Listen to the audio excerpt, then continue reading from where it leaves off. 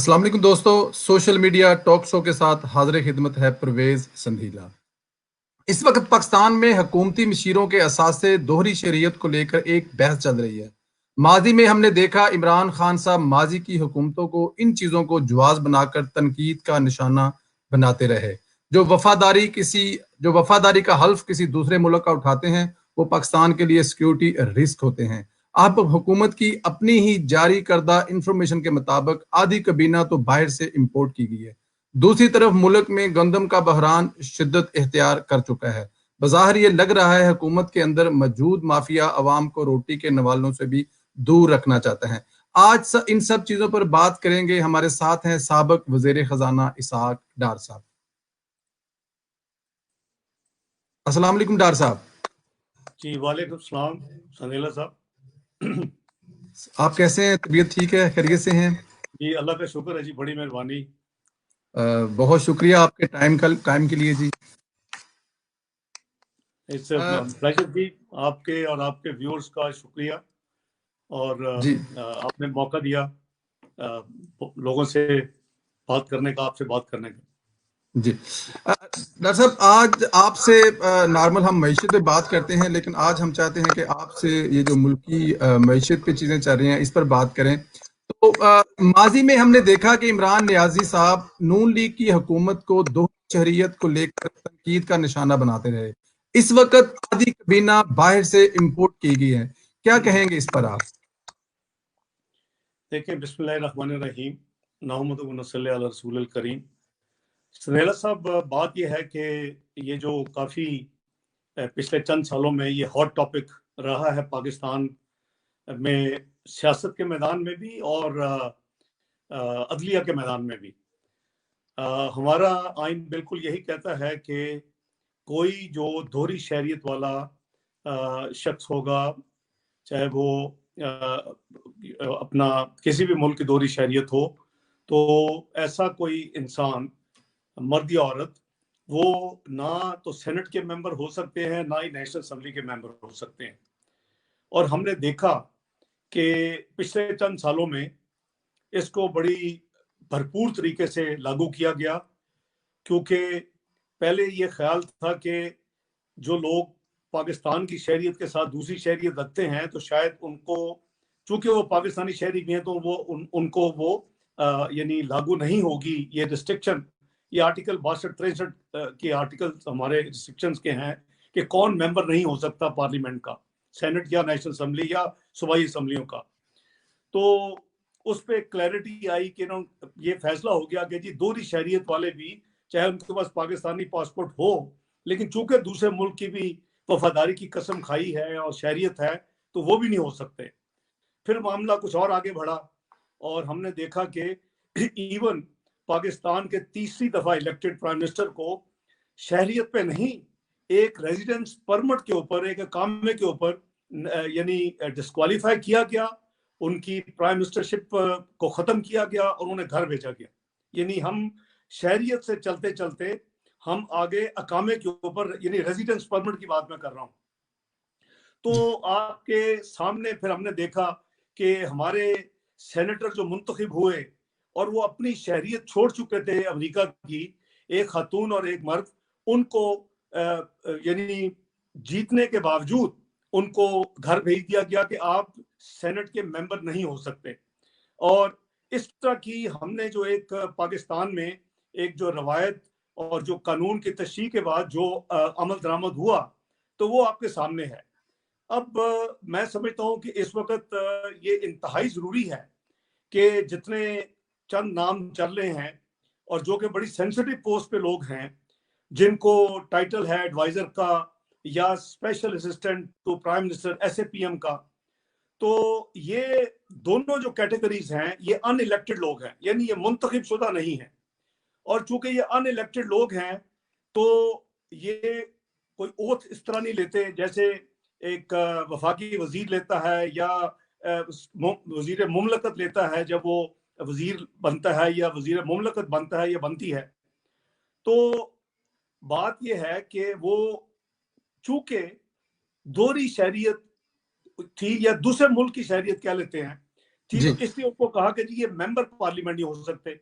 अब पार्लियामेंट में दोनों हाउसेस की प्रोसीडिंग्स कभी कभार होती है इन कैमरा, कभी कभार, जैसे एबटाबाद जब हुआ था ऑपरेशन उसामा बिन लादेन मारा गया था तो उस वक्त, तो कभी कभार होती है इन कैमरा। नॉर्मली वो ओपन होती है लाइब्रेरी, वो जो उनके गैलरीज भरी होती हैं, सहाफी होते हैं, पूरी रिपोर्टिंग हो रही होती है। तो वो पाबंदी क्या है कि जी अगर आपकी किसी दूसरे मुल्क की शहरियत है और इसको उन्होंने वर्चुअली एक्सटेंड कर दिया इवन रेजिडेंसी को भी या कामे को भी, तो आप किसी भी असेंबली या सेनेट के रुकन नहीं हो सकते। अब आप वहां बैठे हैं उस प्रोसीडिंग्स में जो कि सारी दुनिया देखती है और रिपोर्ट होती है। अब दूसरी तरफ हम बात कर रहे हैं उन एडवाइजर्स की, उन स्पेशल असिस्टेंट्स की प्राइम मिनिस्टर के, जो कि सेंसिटिव काबीना की मीटिंगों में बैठते हैं, जो कि नेशनल सिक्योरिटी कमेटी जो कि इंतहाई सेंसिटिव एक फोरम है उसके ऊपर बैठते हैं, जिसमें अस्करी और जो है सिविल क़यादत इकट्ठी बैठती है और मुल्क की सिक्योरिटी के मामला डिस्कस होते हैं। तो अब मेरा ख्याल है कि ये वक्त आ गया है कि ये जो हायर कोर्ट्स हैं, ये सुप्रीम कोर्ट फैसला करे, ये तो फिर ऑटो एक्सटेंशन है कि अगर आप पार्लियामेंट में नहीं बैठ सकते दूसरा पासवर्ड रखते हुए, तो आप दूसरा पासवर्ड रखते हुए या दूसरी किसी रेजिडेंट परमिट रखते हुए आप फिर कैसे बैठ सकते हैं काबीना की मीटिंगों में, जहाँ के बहुत ही सेंसिटिव बातें होती हैं और कई काबीना की मीटिंग में कहा जाता है कि ये चीज बड़ी क्लासिफाइड है, ये बड़ी इंपॉर्टेंट है। कई समरी सर्कुलेट होती हैं जो सीक्रेट होती हैं और वो फैसले के बाद वापस कर दी जाती है काबीना के रिकॉर्ड में। वो मिनिस्टर्स भी जो इलेक्टेड हैं वो भी अपने साथ नहीं लेके जा सकते। तो बात यह है कि ये मामला इंतहाई संजीदा है और इसको देखने की जरूरत है कि इसको अब हमारा आइन तो जो कहता है वो कहता है, लेकिन अब अगली इसकी इंटरप्रिटेशन क्या करती है, क्योंकि ये तो उसके अगला स्टेप है कि आप बिल्कुल उन ठीक। लोगों को जो अनइलेक्टेड हैं उनको आप एडवाइजर और स्पेशल असिस्टेंट लगा रहे हैं और उनको ऐसी जगह पे तयन कर रहे हैं, उनकी ऐसी जगह पे आप जिम्मेदारियां लगा रहे हैं जो कि इंतहाई हसास नौयत की हैं और काबीना में वो मौजूद हैं बाय इन्विटेशन और उसमें सीक्रेट समरीज सर्कुलेट होती हैं। तो ये मैं समझता हूं कि ये सारा मामला इस वक्त इंतहाई नाजुक है और इंतहाई बहुत ही इंपॉर्टेंट है। इसका फैसला होना चाहिए। बिल्कुल ठीक, बिल्कुल ठीक। अच्छा, जुल्फी बुखारी बरतानिया के रहायशी हैं, बहुत ज्यादा मुतनाज़ा हैं पाकिस्तान में। क्या वो पाकिस्तान के वफादार हो सकते हैं जब उन्हें हलफ किसी दूसरे मुल्क की वफादारी का लिया हो? देखिए ये तो फिर हर एक पे अप्लाई करता है ना जी। जिस जी असूल की आप बात कर रहे हैं वो असूल फिर सब पे अप्लाई करता है। वो जितने जी दोहरी शहरियत के होंगे, मैंने आपको मिसाल दे दी है माजी की जी इसलिए, और मैंने आपको आइन का भी बता दिया कि आर्टिकल 62-63 में जो डिस्क्वालिफिकेशन हैं कि आप क्या हो सकते हैं या आप क्या नहीं हो सकते, तो उसमें वो सब कुछ लिखा हुआ है। लेकिन वो है कि आप पार्लियामेंट का मेंबर नहीं बन सकते। आप किसी खास मकसद के लिए, किसी खास असाइनमेंट के लिए आप ऐसे लोगों को रख सकते हैं, मेरे नजदीक रख सकते हैं।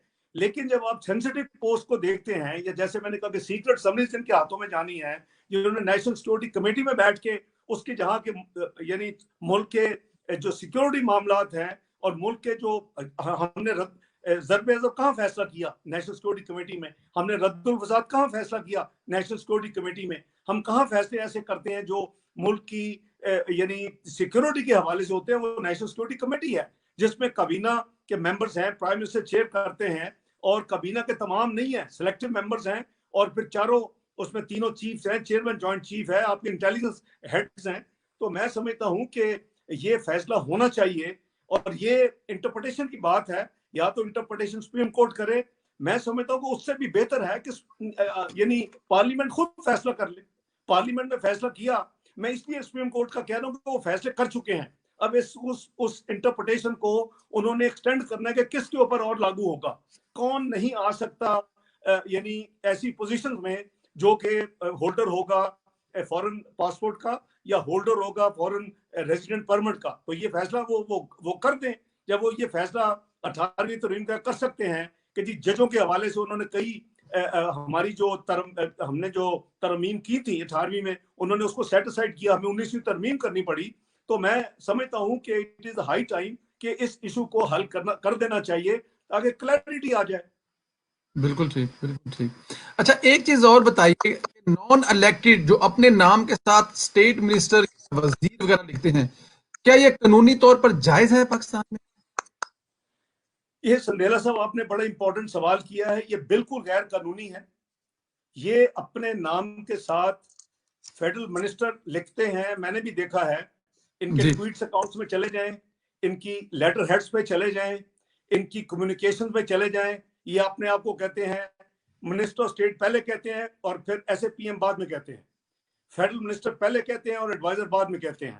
یہ بالکل غیر آئینی، غیر قانونی ہے. اور میں اس کی میں آپ کو ریزنز دے سکتا ہوں کہ کیوں میں یہ کہہ رہا ہوں.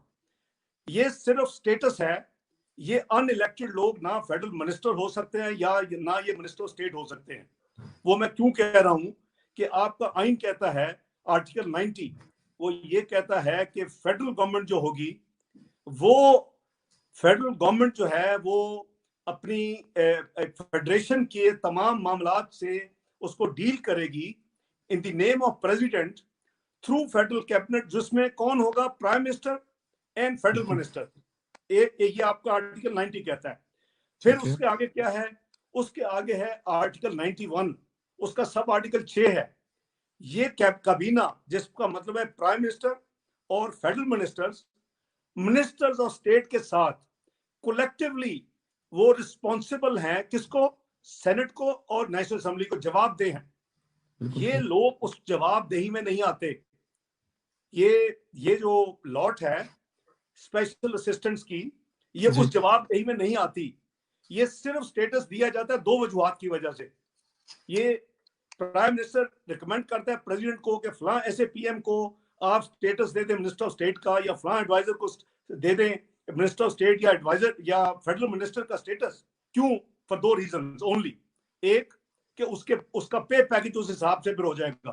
یعنی جس کو آپ سٹیٹس دیں گے منسٹر آف اسٹیٹ کا، تو آٹومیٹکلی منسٹر آف اسٹیٹ کا اس کو پورا پیکج مل جائے گا. پے پیکج جتنا ہوگا اور جتنی مراحت ہوں گی، جتنے پرکس ہوں گے. اور اگر آپ اس کو دے دیں گے فیڈرل منسٹر کا، تو اس کو فیڈرل منسٹر کا پورا پے پیکج مل جائے گا اور پورے پرکس مل جائیں گے، مراحت مل جائیں گی. اس کے علاوہ وارنٹ آف پریسیڈنس ہے ہمارا، کہ کون جو ایسے لوگ ہیں ان کی کہاں کس لائن میں وہ آتے ہیں، کہاں کھڑے ہیں ملک کی. یعنی سب سے اوپر پریزیڈنٹ ہے، پھر اس طرح کے پرائم منسٹر ہے، تو کہاں کھڑے ہوتے ہیں؟ چیئرمین سینٹ ہے یا نیشنل اسمبلی اسپیکر ہے.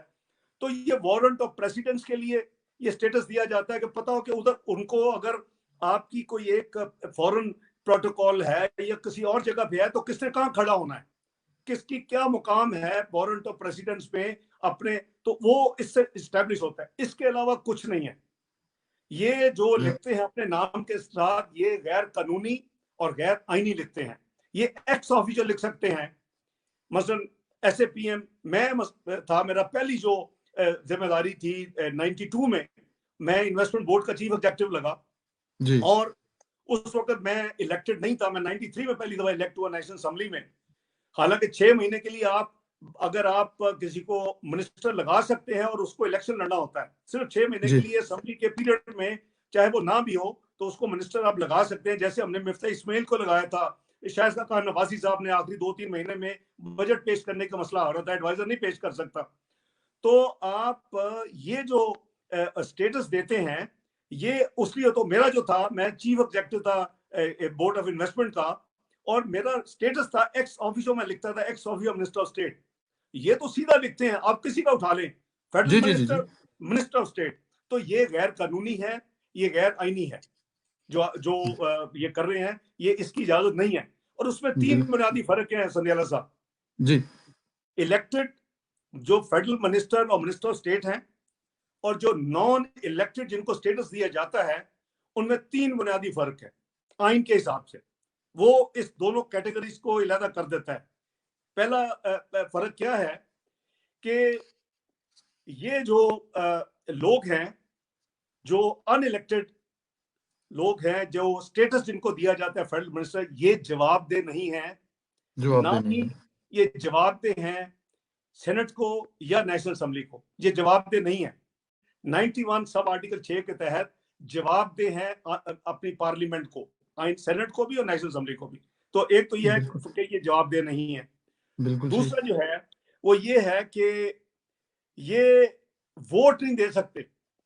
इलेक्टेड जो फेडरल मिनिस्टर है या इलेक्टेड जो मिनिस्टर ऑफ स्टेट है, वो जिस हाउस का मेंबर है उस हाउस में जितना बिजनेस होता है उसको वोट दे सकता है।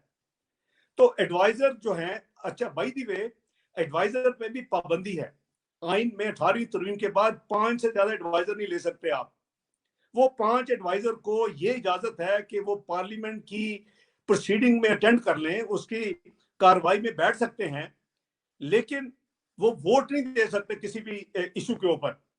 और जो special assistant to prime minister है, उनका तो सिरे से उनको इजाजत भी नहीं है कि वो पार्लियामेंट की कार्रवाई में बैठ भी नहीं सकते, ना सेनेट में ना नेशनल असेंबली में। ये दूसरा हो गया। तीसरा ये है मेजर, जो 3 बता रहा हूं, और भी छोटी छोटी चीजें हैं। तीसरा मेजर फर्क दोनों में ये है, इलेक्टेड और नॉन इलेक्टेड में, वो ये है कि जो इलेक्टेड फेडरल मिनिस्टर हैं या मिनिस्टर स्टेट हैं, उनके जो ऑफिशियल बिजनेस वो करते हैं एज फेडरल मिनिस्टर या एज मिनिस्टर स्टेट, उसकी जो प्रोसेस है वो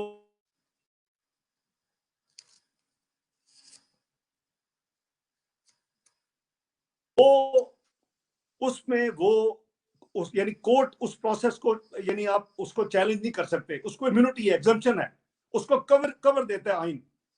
इनका जितना ऑफिशियल डीलिंग्स हैं, जिनको स्टेटस दिया जाता है फेडरल मिनिस्टर का या मिनिस्टर स्टेट का, चाहे वो एडवाइजर हो या स्पेशल असिस्टेंट हो, इनको ऐसी कोई इम्यूनिटी नहीं है आर्टिकल 248 वाली।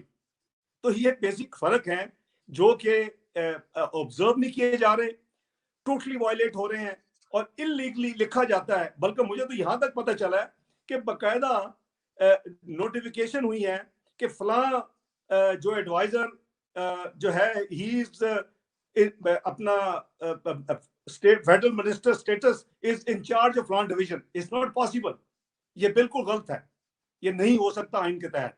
तो ये बहुत ही ये मिसअंडरस्टूड है और ये वायलेशन अच्छे भले जो अपने आप को बैरिस्टर कहते हैं, जो अपने आप को बहुत अकले कुल कहते हैं, वो भी आप उनका नाम अभी निकालें प्रोग्राम के बाद तो साथ लिखेंगे कि जी SAPM/Minister of State illegal. I challenge them illegal. They have to write ex officio Minister of State, not Minister of State. They are not Minister of State. They are not Federal Minister. जी इसीलिए ये clear करने के लिए, क्योंकि ये उनकी जब tweet वगैरह आती हैं तो ये लिखा आता है, तो मैंने सोचा कि ये आप जरा क्लियर कर लें। आप उनको समझाएं, उनको कहें आइन पढ़ें और सिर्फ हर वक्त सियासत ना करें। उनको पाकिस्तान के टैक्स पेयर के पैसे दिए जाते हैं सियासत के लिए नहीं, उनको एक काम के लिए दिए जा रहे हैं जो कि बिल्कुल वो अपना काम नहीं कर रहे। और इस तरह के जो टाइटल है वो अलाउड नहीं है, ये गैर आईनी है लिखना, अनलेस कि वो इलेक्टेड हो। फिर वो अगर वो उनको मिनिस्ट्रियल पोस्ट मिले, वो उसकी ओथ लेंगे तो फिर वो लिख सकते हैं फेडरल मिनिस्टर या मिनिस्टर ऑफ स्टेट। बिल्कुल ठीक। अच्छा सर, गुज़श्ता दिनों हमने देखा कि पेट्रोल का जब बहरान पैदा हुआ, वज़ीर-ए-आज़म के मुशीर बाय पेट्रोलियम नदीम बाबर साहब भी अमेरिकी शहरी हैं और काबीना के अमीर तरीन रुकन हैं। अरबों रुपए के सामने असासे उनके सामने आए हैं। इनकी सबसे ज्यादा इन्वेस्टमेंट भी पेट्रोलियम में है। क्या ये लोग पाकिस्तान के मुखलिस हो सकते हैं जिनके अपने कारोबार हो इस तरह? देखिए, मैं मुखलिसी का तो सर्टिफिकेट मेरा है कोई भी किसी को नहीं दे सकता। कुछ सर्टन पैरामीटर्स हैं, कुछ सर्टन बेसिक असूल हैं, और वो असूल है कि कॉन्फ्लिक्ट ऑफ इंटरेस्ट नहीं होना चाहिए। वो अरबोंपति भी हो सकते हैं, खरबोंपति भी हो सकते हैं, अगर उनके पास लॉफुल अर्निंग्स हैं और सब कुछ है। लेकिन जब आप खुद यानी ऐसे महकमों में आपकी इन्वेस्टमेंट होगी जिसको आप खुद हेड कर रहे हैं, या आप एक एडवाइजर होंगे और आप एक ठेका ले रहे होंगे डैम बनाने का, तो इसको कहते हैं कॉन्फ्लिक्ट ऑफ इंटरेस्ट।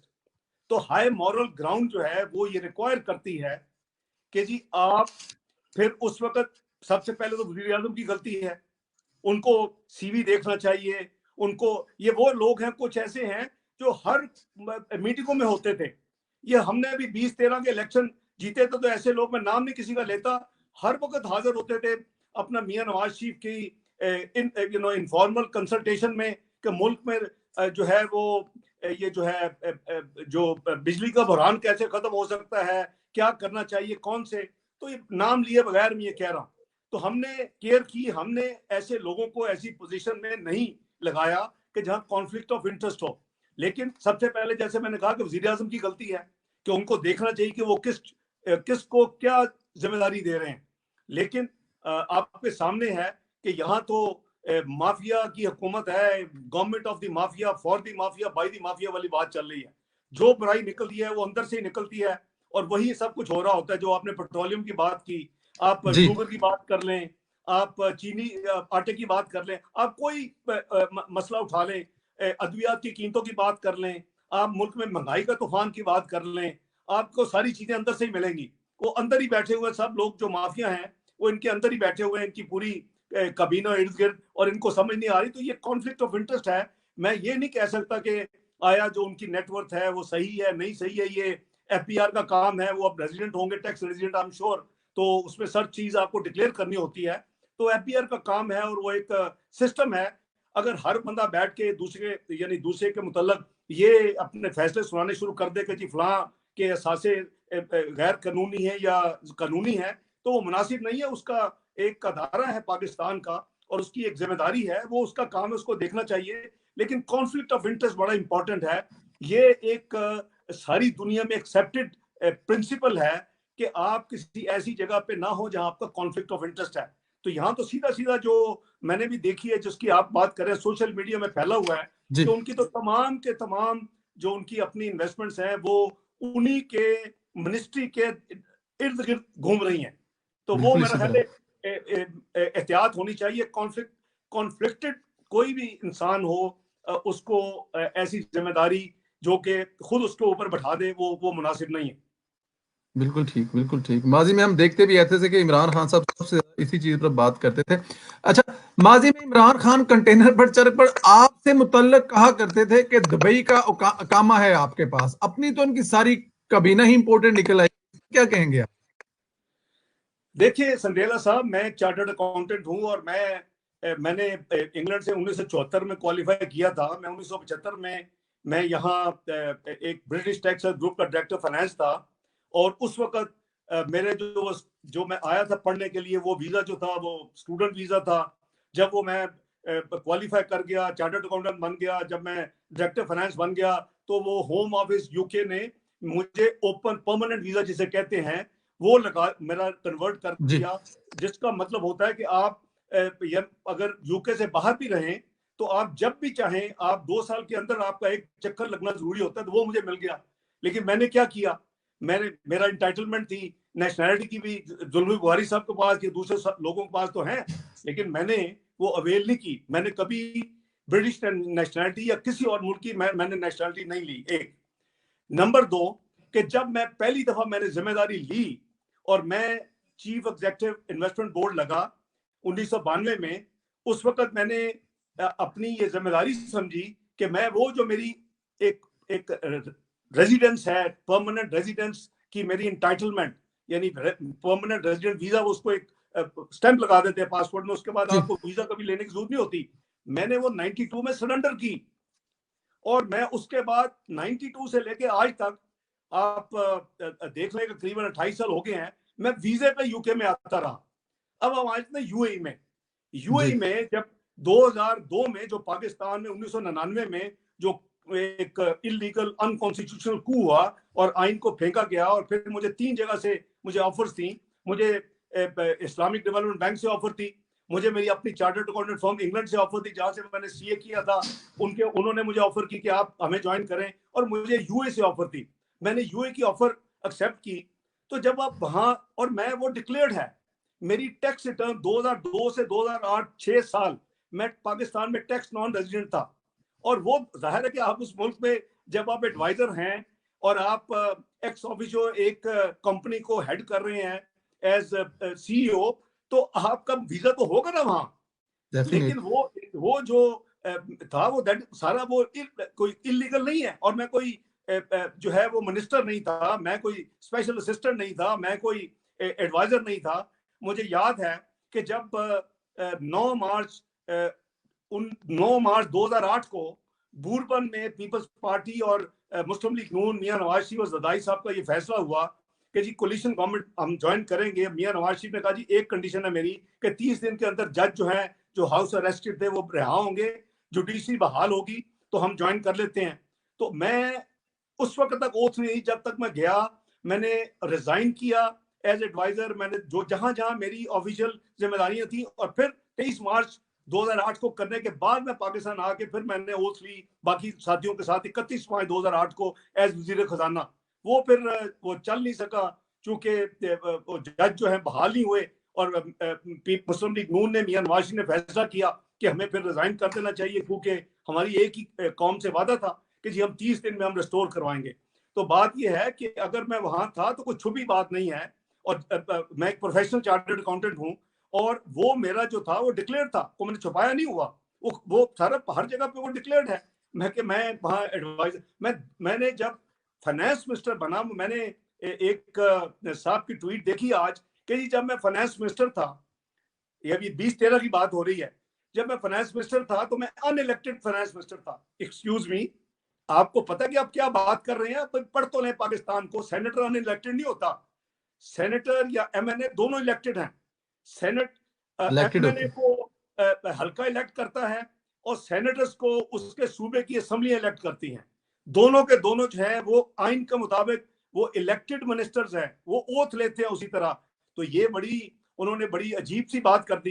اور دوسرا جو آپ نے فرمایا، تو میں نے جب یہ اپنی ذمہ داری سنبھالی تو میں نے obviously وہ میں نے نہ صرف جاب چھوڑی، وہ میرا وہ جو ایک ریزیڈنٹ جو تھا وہ کئی سال پہلے وہ ختم ہو چکا ہے.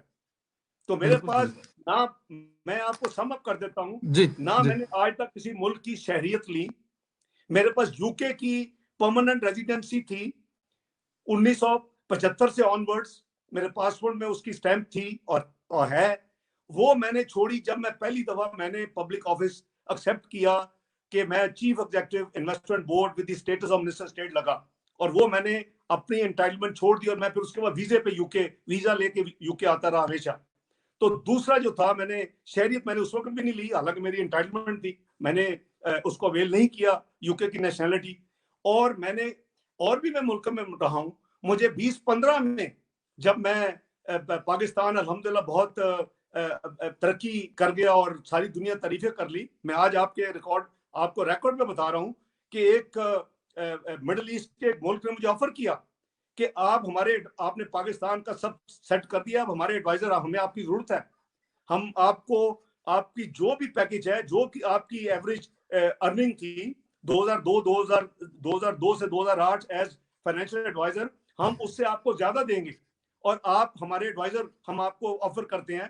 میرا انسٹنٹ جواب تھا مائی کنٹری نیڈز می مور، اور مجھے پیسوں کی ضرورت نہیں، مجھے اپنے ملک کا وہ قرض اتارنا ہے کہ جو کچھ میں ہوں اللہ تعالیٰ کے فضل و کرم کے بعد بزرگوں کے صدقے یہ میں اپنے ملک کی وجہ سے ہوں. تو مجھے یہ چیزیں نہ کوئی بتائے، میں ان سے زیادہ اصولوں میں چلنے والا ہوں. میری تو پروفیشنل لائف میں سب سے پہلے یہی سکھایا جاتا ہے کہ کانفلکٹ آف انٹرسٹ نہیں آپ کا ہو سکتا. تو میں نے الحمدللہ کبھی منسٹر ہوتے ہوئے کبھی میری کسی قسم کی، اور جو ہے عام پاکستان کے اندر بھی کسی کمپنی کا میں ڈائریکٹر رہا کبھی ایسے، جب میں ایسی پوزیشن میں ہوتا ہوں منسٹر کی یا فیڈرل منسٹر کی یا کوئی اور یعنی جو پبلک عہدہ میرے پاس ہو. تو بالکل ٹھیک، بالکل ٹھیک. ڈاکٹر صاحب ویسے تو آپ اس پہ کافی زیادہ روشنی ڈال چکے ہیں کہ یہ جو نیشنل سیکیورٹی کی میٹنگز ہوتی ہیں وہ کتنی اہم اور ہوتی ہے، لیکن یہاں پہ بالکل ہی الٹا ہے. معید یوسف امریکہ کے رہائشی ہیں اور انہیں نیشنل سیکیورٹی ایڈوائزر کا سربراہ بنایا ہوا ہے. آپ سے زیادہ اس کو عہدے کو کوئی نہیں سمجھتا. تمام حساس اجلاس، معلومات، مشیر نے امریکی وفاداری کا حلف اٹھایا ہوا ہے. یہ کیسے درست ہو سکتا ہے؟ حلف اٹھایا ہوا ہے. دیکھیں سندیلا صاحب، جو میں نے ابھی تک گفتگو کر کے آپ کو جی ایکسپلین کیا ہے، جی میں سمجھتا ہوں کہ یہ اتنی بات اس وقت ڈسکس ہو رہی ہے، اس کا فیصلہ ہو جانا چاہیے. اور پرائمریلی انڈیویجولز کو چھوڑ دیں کون کدھر ہے. جی بیسیکلی جب اگر آپ ایک دوسرے ملک کی شہریت، اور میاں نواز شریف کے کیس میں اور پھر ایک دو اور کیسز میں ایون اقامہ جس کو ریزیڈنس پرمٹ کہتے ہیں ہونے والے کو، آپ پارلیمنٹ کا، نیشنل اسمبلی کا یا سینٹ کا یا آپ صوبائی اسمبلی کا ممبر نہیں ایکسیپٹ کر رہے، اور یہ اب فیصلے آ چکے ہیں, یہ نئے نہیں ہیں, تو آپ کیسے ان ایسے لوگوں کو جو ان کی سیم کوالیفیکیشن ہے یا پاسپورٹ ہے یا ریزیڈنسی ہے, ان کو آپ ایسے سینسٹیو جگہ پہ کیسے بٹھا سکتے ہیں؟ سمپل سوال ہے, اور اس کا فیصلہ ہو جانا چاہیے. یا تو پارلیمنٹ خود کر لے, اور اگر پارلیمنٹ میں اتنی جان نہیں ہے, کیونکہ ظاہر ہے کہ پی ٹی آئی تو نہیں کرے گی, انہوں نے تو ساری خود وائلیشن کی ہیں. جب آگے تھے تو ان کی باتیں سننے والی تھی, جو آپ نے انٹرو میں کہا کہ جی جو خان صاحب کیا فرمایا کرتے تھے کہ جی وہ ان کی تو اپنی وفاداری وہاں ہوتی ہے, وہ تو سب کچھ باہر نکل جائے گا, وہ اندر بیٹھیں گے, ہر بات وہاں بتائیں گے. اب کدھر گیا وہ سارا کچھ؟ اب وہ بھول چکے اپنی. اصل میں ان کی پرابلم یہ ہے کہ ان کو اپنی تقاریر جو ہے ہانٹ کرتی ہیں, اور ان کو اگر اپنی کوئی ایشو لے لیں اور ان کو پچھلی تقریر نکال کے دکھا دے تو آپ کو پتہ چل جائے گا کہ بالکل بدل چکے ہیں. جو ان کے خیالات ہوتے تھے اب وہ ویلڈ نہیں ہے, جو وہ خود حکومت میں ہیں. اپوزیشن میں ویلڈ تھے اور اب نہیں ہے, تو یہ اچھی بات نہیں ہے. میں سمجھتا ہوں کہ یہ بڑا سینسٹیو مسئلہ ہے, اس کو حل ہونا چاہیے, جی فوری حل ہونا بالکل ٹھیک, چاہیے. بالکل بالکل بالکل ٹھیک جی کہہ رہے ہیں. یہ ملک کی بڑی اہم جگہ ہیں جہاں پہ فیصلے ہوتے ہیں. تو یہ بالکل, آپ نے ماضی کی بات کی عمران خان صاحب کے, یہ جو ان کے جو تقریریں ہیں, تو ہم ماضی میں دیکھتے ہیں کہ شجاعت عظیم کو چیئرمین لگانے پر میاں محمد نواز صاحب کو سیکیور کر دیا تھا. اب عمران خان کو اسی کے الفاظ میں کیا کہیں گے آپ؟ دیکھیے, میں نے آپ کو کئی مثالیں دی ہیں. میں نے آپ کو بتایا وہ بھی ان الیکٹڈ تھے, اور ان کو جی بھی جو ہے سول ایویشن کی ان کو مشیر بنایا گیا تھا. تو ان کو بھی آپ کو یاد ہوگا کہ ورچولی ان کا اتنا ناطقہ بند کر دیا جوڈیشری نے کہ ان کو ریزائن کرنا پڑا. ورچولی اگر وہ ریزائن نہ کرتے تو پھر وہ شاید وہ زبردستی نکال دیے جاتے. تو میں اسی لیے کہہ رہا ہوں نا جی, اس سے ہائی ٹائم کہ اب دو اصول تو نہیں ہو سکتے کہ مسلم لیگ نون کے لیے ایک اصول ہوں گے, ان کے پارلیمنٹیرینز کے لیے ایک اصول ہوں گے, اور پھر ان کے مشیروں اور ان کے معاون خصوصی پرائم منسٹر نواز شریف کے لیے ایک اصول ہوں گے, اور یہ ایک صاحب آسمان سے اتر رہے ہیں, ان کے لیے ہر چیز ایگزمپٹ ہوگی. یہ تو نہیں ہو سکتا. تو اس لیے میں سمجھتا ہوں کہ یہ تو سو موٹو کا کیس ہے, اس کے اوپر فیصلہ ہونا چاہیے کہ بھی یہ کیا کرنا ہے. آپ کے اپنے فیصلے سامنے ہیں, اس کی روشنی میں آپ فیصلہ کر دیں, ایک اصولی فیصلہ کر دیں, اور جو لوگ اس میں کوالیفائی کرتے ہیں کہ ان کو نہیں ہونا چاہیے, ڈسکوالیفائی ہوتے ہیں, وہ چھوڑ دیں اپنے عہدے اور اپنے کچھ اور کر لیں. بالکل ٹھیک, بالکل ٹھیک, بالکل ٹھیک. اچھا ڈاکٹر صاحب, یہ اس پہ تو ہماری بات ہوگی. ملک میں ایک اور بہت بڑا پرابلم چل رہا ہے جو عام لوگوں کو بہت زیادہ ڈسٹرب کر رہا ہے. ملک میں گندم کا بدترین بحران چل رہا ہے. آٹا مہنگا ہو چکا ہے, ہمیں افغانستان سے گندم امپورٹ کرنی پڑ رہی ہے. یہ کس کی نااہلی ہے؟ دیکھیں سندیلا صاحب, ہم یہ جتنی اس حکومت کی اب تک جتنی کارکردگی ہے وہ بڑی ڈس اپوائنٹنگ ہے. جی اور یہ آٹے کا بحران پہلی دفعہ نہیں, دوسری دفعہ اس نے سر اٹھایا ہے. چونکہ چینی کا بحران جو تھا اس میں 100 ارب کے قریب عوام کی جیب میں ڈاکہ پڑا تھا. ابھی تو مزید اس میں کو 25 ارب اور ایڈ ہو چکا ہے. تو آپ نے دیکھا کہ اس پہ شور مچا, اس پہ ایک کمیشن بنا, اس کے کمیشن کا ٹی او آر دیکھے, قیمت کیوں بڑھی. آج تک قیمت تو کم نہیں ہوئی, بلکہ اس میں مزید پچھلے چند دنوں میں 2-4 پہ اضافہ ہوا ہے, اور 1 روپے اضافے سے کہتے ہیں کہ قریباً 5 ارب منیمم جو ہے وہ عوام کو دینا پڑتا ہے 1 روپے کے اضافے کے ساتھ, جی 5 سے 7 ارب. تو اس وقت آٹے کا بھی پرابلم تھا, اور اس میں بھی کابینہ کے اندر ہی لوگ بیٹھے تھے جو اس کے ذمہ دار تھے یا ان کے رشتہ دار تھے. تو وہ چینی مافیا آپ نے دیکھا کہ آج تک کچھ نہیں ہوا, اور رپورٹ بس ایسے اب ایک ردی کی ٹوکری میں جانے والی ہے. اور اسی طرح آٹے کا بھی مسئلہ تھا, تو انہوں نے اس وقت بھی کوئی ایکشن نہیں لیے. ایک آدھ سرکاری افسر کو ادھر ادھر کیا, اور اس کے بعد تھوڑی دیر کے بعد اس وقت آٹے کا جو بحران کے ذمہ دار تھے لوگ, ان کو بلکہ بہتر پوزیشن میں ان کو جگہ دے دی. تو ابھی یہ جو دوبارہ جو ایشو ہو رہا ہے یہ بڑا بھیانک ہے. ایک تو یہ ہے کہ آٹا جب ہماری حکومت نے چھوڑا تو ایک جو تھیلا تھا 650 سے 700 روپے کا تھا, آج وہ پنجاب میں 1100 سے 1200 روپے میں بڑی مشکل سے مل رہا ہے.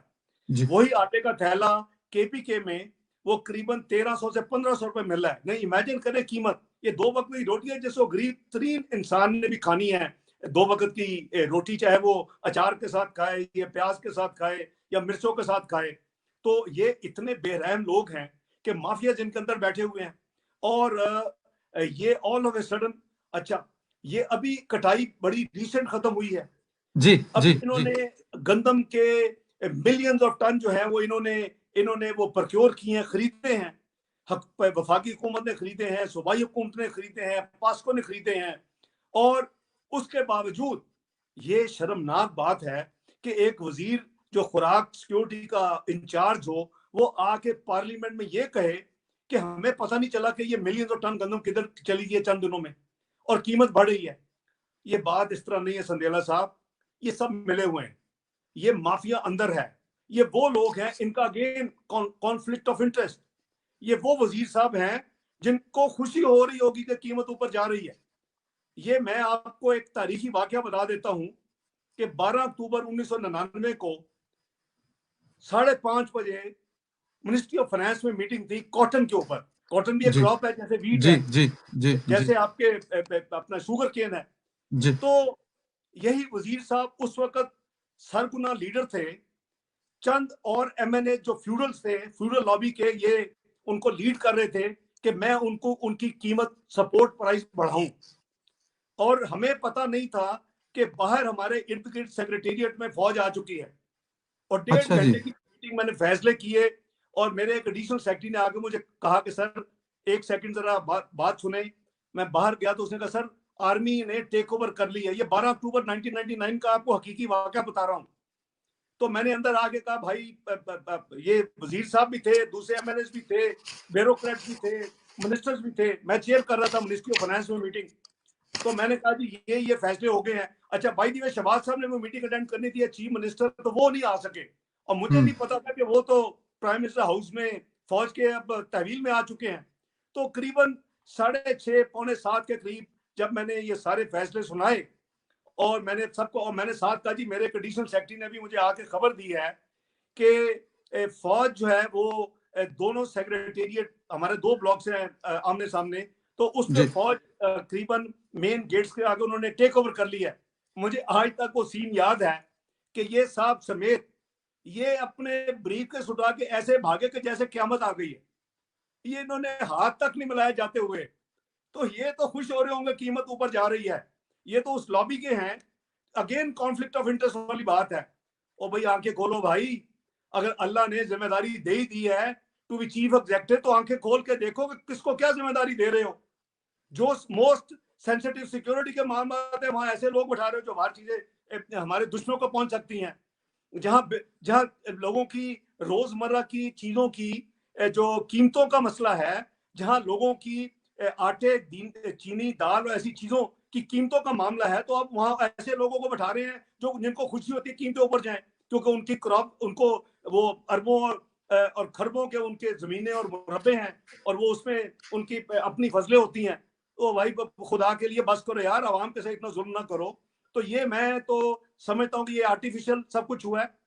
اگر نہیں ہوا تو یہ بے پناہ بے انتہا نکمی حکومت ہے جس کی ریٹ ہی کوئی نہیں ہے. یار ہمارے ہوتے ہوئے بھی ہم نے تو چینی کی قیمت 50-55 سے آگے نہیں جانے دی. تو ہمارے پاس کون سا افلاطون کا الادین کا چراغ تھا. ہمارے بھی ممبر تھے جن کی ملے تھی چینی کی, ہم نے تو نہیں جانے دی. میں نے اسی سے میں الحمدللہ ان کو یہ وارننگ دی تھی پاکستان شوگر ایسوسی ایشن کو, اگر قیمت بڑھے گی آپ کی ایکسپورٹ پرمیشن کینسل ہوگی. ہم ہر مہینے نیشنل پرائسنگ مانیٹرنگ کمیٹی کی منسٹری آف فائنانس میں میٹنگ چیک کرتا تھا. اس میں فوڈ ڈپارٹمنٹس ہوتی تھی سارے صوبوں کی, فیڈرل گورنمنٹ کی فوڈ سیکورٹی ڈپارٹمنٹ ہوتی تھی. ہم 34 مارکیٹ کا ڈیٹا اکٹھا کرتے, اس کو دیکھتے تھے کہ کیا ویریشن ہو رہی ہے. ان کو پرواہ نہیں ہے.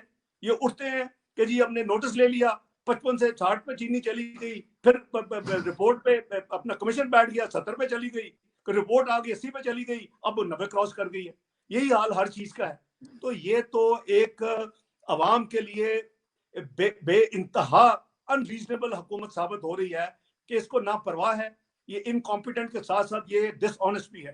اور یہ خود لوگ اس میں بیٹھے ہوئے ہیں جو تمام یہ مافیاز ہیں خود, اور یہ خود یہ سارے کے سارے جتنی دوائیوں لے لیں آپ, خوراک کی چیزیں لے لیں آپ, چینی آٹا لے لیں آپ, کوئی چیز لے لیں آپ کو, آپ پیٹرولیم لے لیں, جا کے آپ کو مسئلہ انہی کے اندر سے ملے گا, ان کی صفوں سے ملے گا. یہ خود یہ تمام معاملات کر رہے ہیں. بالکل ٹھیک. کل بھی شاید کل یا پرسوں بھی کچھ 7 سے 10% دوائیاں جو ہیں ان کی قیمت پھر بڑھی ہے. اچھا، آپ نے ویسے تو سر تفصیل سے بتایا، لیکن میں پھر بھی میرے سننے والے، کیونکہ آپ کے دور میں پرائزیں جو ہیں وہ بہت، ماضی میں آپ ان چیزوں کو دیکھتے تھے، کیسے مینج کرتے تھے کہ یہ عوام تک چیزیں جو ہیں، آپ وہ کہتے ہیں جو والی پچھلے پروگرام میں 14 یا 15 ایسی چیز جو ہر بندے کو ڈائریکٹ چاہیے ہوتے ہیں، کیسے مینج کرتے تھے کہ یہ چیزیں مہنگی نہ ہو، عوام کی ریچ میں رہیں؟ دیکھیں، آپ کی ایز اسٹیٹ آپ کی ذمہ داری ہے، اور ایز جی فیڈرل گورنمنٹ آپ کی ذمہ داری ہے کہ آپ شہریوں کے، جو پاکستان کے شہری ہیں، ان کے انٹرسٹ کا تحفظ کریں۔ ویسٹرن ممالک میں جو ڈیولپڈ کنٹریز ہیں، وہاں کنزیومر پروٹیکشن سوسائٹیز ہوتی ہیں، آپ کو بھی پتا ہے، اور وہ بہت زیادہ ایکٹیو ہوتی ہیں۔ وہ ذرا سی قیمت ادھر ہوتی ہے، وہ وہاں وہ شور مچا دیتی ہیں، اور وہ مجبور کر دیتی ہیں سپلائر کو بھی اور مینوفیکچر کو بھی کہ وہ بہیو کریں۔ تو ہمارے جیسے ملک جو ہیں، وہاں حکومت کی ڈبل ڈیوٹی ہو جاتی ہے۔ تو اس کے لیے ہمارے 2 فورم تھے جس پہ ہم ریگولر مانیٹرنگ کرتے تھے ایسی چیزوں کی۔ ایک تو ہماری اکنامک کوآرڈینیشن کمیٹی جو اب بھی ہے ECC آف دی کیبنٹ، جس کو اس وقت میں فائنانس منسٹر چیئر کرتا تھا۔ ہم اس میں تمام جو سینسٹیو چیزیں ہیں، ان کے سٹاکس کتنے ہیں، ان کے ریزروز کتنے ہیں، اس کے اپنا ان کی ایک آدھ دفعہ آپ کو یاد ہوگا ہمارے 2015 میں پیٹرول کی ایک شارٹیج آئی تھی، تو ہم نے اس وقت کافی ایکشن لیے تھے، اور یعنی پھر اس کے بعد وہ کبھی، اور ایک منیمم ریزرو لیول ہم نے رکھا تھا کہ اتنے دنوں کا ریزرو آپ کو رکھنا پڑے گا جو آئل کمپنیز ہیں۔ تو یہ چیزیں جو ہے، یہ کسی بھی حکومت کی ایک ملک میں اس کی ذمہ داری ہے کہ وہ عام شہری جو ہے اس کے انٹرسٹ کو پروٹیکٹ کرے۔ دوسری، اس کے علاوہ جو ہماری ایک، اور مجھے نہیں پتا کہ ابھی وہ ہے یا نہیں، یا چل رہی یا نہیں چل رہی، ایک ہماری نیشنل پرائسنگ مانیٹرنگ کمیٹی ایک نوٹیفائی ہوئی تھی، جس کا میں ہیڈ تھا۔ اس میں ریلیونٹ منسٹر تھے، اس میں صوبائی اور وفاقی محکمے جو خوراک کے خاص کر ان کے سیکرٹریز تھے۔ تو اس پہ ہم تمام جو سینسٹیو چیزیں ہیں، اور ملک میں قریباً 3 درجن کے قریب جو کی مارکیٹس ہیں، اس میں سے ڈیٹا اکٹھا ہوتا تھا، پاکستان بیورو اسٹیٹسٹکس اکٹھا کرتا تھا، اور وہ وہاں اس کو ڈسکس کیا جاتا تھا کہ اگر کوئی بھی چیز ایکسٹرا آرڈنری کوئی شارٹیج ہو رہی ہے، قیمت بڑھ رہی ہے کوئی، تو ہم ایکشن لیتے تھے۔ مجھے آپ کو یاد ہوگا کہ ایک دفعہ یہ ہوٹلز دیکھیں، ان کے اپنے مسائل ہیں، اور وہ اپنے اس کی کوشش تو ہوتی ہے نا، ہر کو جتنا منافع مل سکے۔ تو ایک دفعہ آلو کی انہوں نے سٹوریج میں، کولڈ سٹوریج میں رکھ کے شارٹیج کر دی ملک میں، تو وہ ایک دم سے بڑھتے بڑھتے بڑھتے 30 روپے سے 70 روپے پہ چلا گیا، اور پھر بات ہو گئی 100 روپے کا چلا جائے گا۔ تو ہم نے ایکشن لیے، وہ نیشنل پرائسنگ مانیٹرنگ کمیٹی میں جب میں نے یہ نوٹ کیا، تو ECC میں نے میٹنگ کی، اور ہم نے فیصلہ کیا کہ ہم یہ نہیں ہونے دیں گے۔ ہم نے کاؤنٹر ایکشنز لیے، اور وہی جو میں نے کہا جی ود ان ویکس یہ واپس، ود ان ڈیز انشاءاللہ، اف ناٹ ویکس، تو یہ واپس آئے گا۔ اور وہ ہوا کہ وہ واپس، بلکہ اتنا ہو گیا کہ پھر 10 روپے پہ آ گئی اس کی قیمت، 10 سے بھی کم آ گئی۔ تو بات یہ ہے کہ آپ کی ایز اے حکومت، آپ نے اپنی ذمہ داری نبھانی ہے۔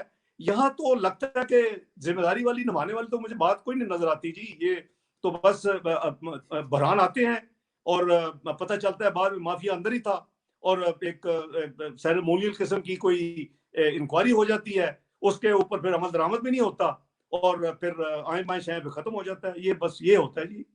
بالکل ٹھیک، بالکل۔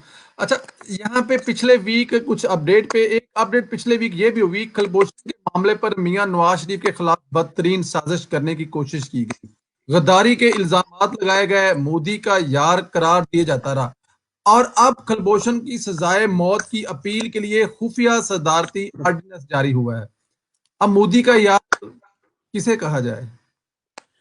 دیکھیں، یہ سندیلا صاحب، بہت ہی، میں نے بھی یہ پڑھا ہے، میرے جی پاس ایویڈنس تو نہیں ہے کہ جی یہ آرڈیننس جو ہے یہ بالکل خاموشی کے ساتھ کیا گیا۔ حالانکہ ایک آئینی پروسیس ہے، اس کے بغیر آرڈیننس جاری نہیں ہو سکتا۔ آپ کو کابینہ کی منظوری چاہیے، وہ آرڈیننس کہیں ڈرافٹ ہوگا منسٹری آف لاء میں، اور انٹیریئر ساتھ شاید اس میں انوالو ہوگی، پھر اس میں وہ کابینہ کی منظوری ہوگی، پھر وہ صدر کو جائے گا، پھر وہ آرڈیننس جاری کریں گے، پھر وہ گیزٹ ہوگا۔